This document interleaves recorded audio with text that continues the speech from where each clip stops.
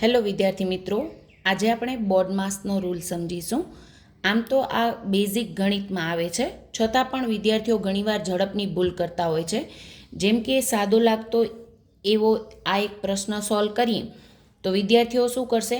8 + 9 એટલે કે 17 × 40 એટલે 17 × 4 = 680 ભાગ્યા 10 એટલે 68 -4 એટલે જવાબ લાવશે 64. અને મોસ્ટ ઓફ એક્ઝામમાં જ્યારે આવું સરળ પૂછાતું હોય ત્યારે એનો જે તમે ખોટો ગણતરી કરો એવો પોસિબલ આન્સર પણ હોય છે, પણ હકીકતમાં આ આન્સર ખોટો છે. રાઈટ?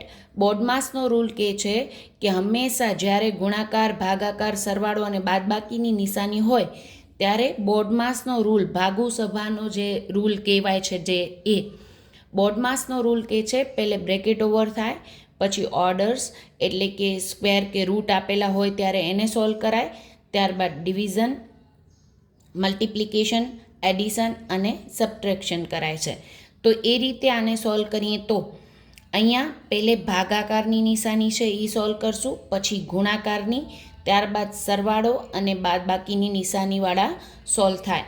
એટલે આપણે કરશું 8 + 9 એઝ ઇટ ઇઝ મૂકશું, ગુણ્યા 40 ભાગ્યા 10 ને આપણે સોલ્વ કરીએ તો 40 ભાગ્યા 10 એટલે 4.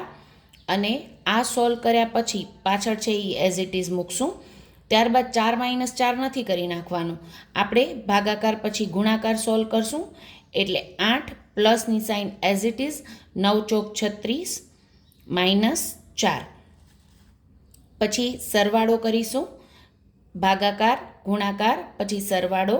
36 + 8 એટલે થશે 44 - 4 એટલે કે આન્સર આવશે 40, જે આપણા જવાબમાં છે.